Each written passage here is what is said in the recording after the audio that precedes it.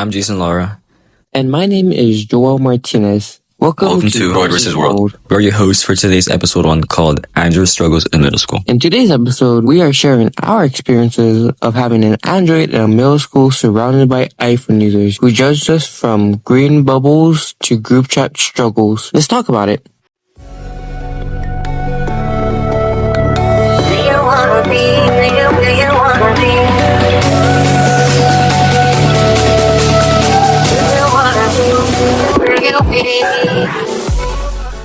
On a Friday, in January the clock ticked. It was time for me to go to school. I got ready and arrived on time. I saw my girl best friend Marilyn, she was something else. She asked for my number that same day. I was excited until she heard the sound my phone made. At that moment, I knew it was over. As my heart sank, I believed my chances were gone. This girl started laughing crazy, like if that was the funniest thing she's ever seen, unlike her forehead. At the end, she gave me her number anyway. Later that day, around 6 p.m., she texted me wanting to play Game Pigeon. I didn't know how to respond. I just knew we couldn't play, so I dodged the question. That was the worst part. Everyone was playing Game Pigeon while we just watched. And it didn't stop there. I was so embarrassed, I wouldn't even take my phone out in class, even when I needed it for school. It got so bad, I stopped answering my mom's calls near school. I'd wait till I was far away enough, then call her back and pretend I had bad service. That's how paranoid I was. Especially knowing how ruthless these kids are in middle school. You know it's over if they catch you lacking. Similar thing happened to me as well. I tried to avoid everyone who had an iPhone. One day, my friend Max got a new iPhone X. He flexed on me, told students around me that I had an Android, and everyone laughed. That's when I had enough. I decided that I wouldn't let my phone define me, and I stopped being friends with him, as having him around is pretty toxic. How long did it take you to overcome those feelings of having an Android? Don't judge me, dude, but for 2 years. At first, my parents didn't really get it. They didn't understand why I cared so much, what others think, or how much it was affecting me. They just thought I was being dramatic, but over time, they saw how much it was getting to me, especially when I started pulling away from things like school and family gatherings. That's crazy, Jason. I hope you're feeling way better now. But tell me, when did those feelings finally register for you? Thank you, Joel. Well, during spring break, I had an existential crisis in my life. Seeing how others treated me, realizing how much it actually affected me, pushed me and motivated me to move forward out of my comfort zone. I made an oath not to treat others with the ill intent and to always act in the same way I would want to be treated. Now, let's hear from some of our interviews' opinions on having an Android during middle school and how they believe they would be treated. If I had an Android in middle school, I think I'd get bullied or made fun of because it was a stereotype. A lot of people see having an iPhone as being cool, and if you had an Android, it wasn't that cool. Maybe because it was not the trend, but a lot of iPhones were being released during that time, and so Android was more seen if you didn't have the money to buy it, if that makes sense. In what ways did you suffer having an Android in an iPhone school zone? I never had an iPhone, but I guess the struggles I had in Android, I feel like it just lags a little bit too much. It's just a lag.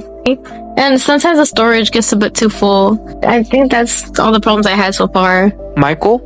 I've only had an Android for 2 years, and the only problems I've ever had with Android is, kind of the same as Salali, where it would just be very laggy and it wouldn't run things as fast. But another problem that I would be having was just keeping the quality of the phone.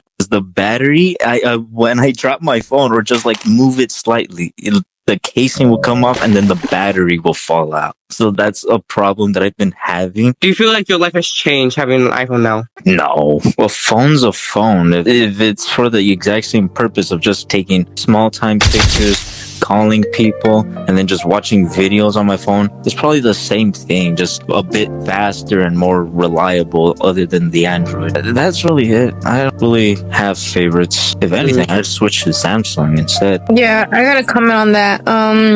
I feel like iPhones, there's so many swiping, and then with Androids, there's a home screen. It's just simple and not having to swipe up and down, left and right.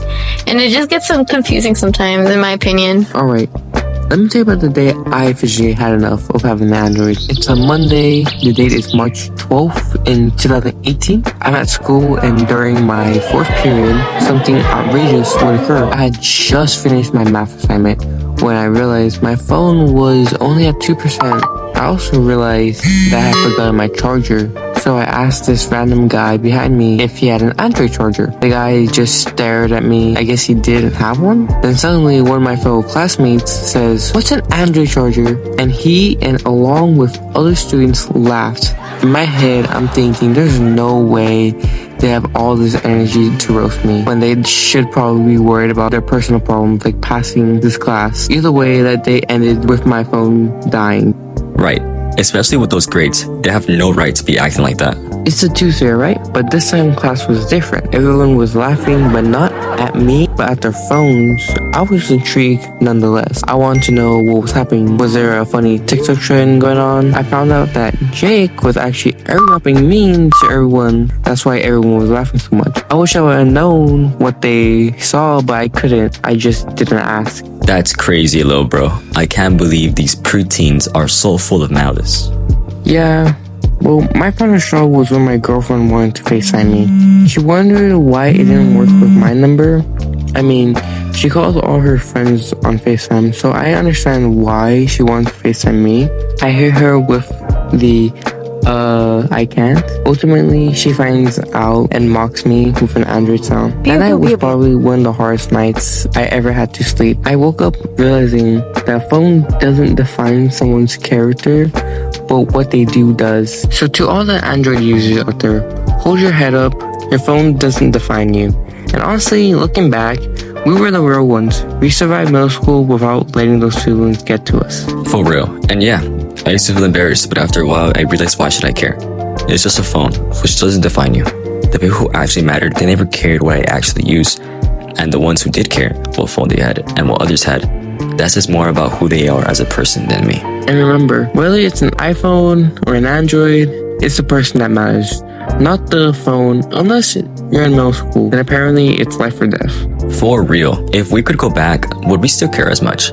Or do you think we would bring our androids with dignity? It's definitely something to think about. Anyways, that's it for today's episode. Thank you everyone for joining in on this podcast adventure. And we'll catch you next time on Droid vs. World.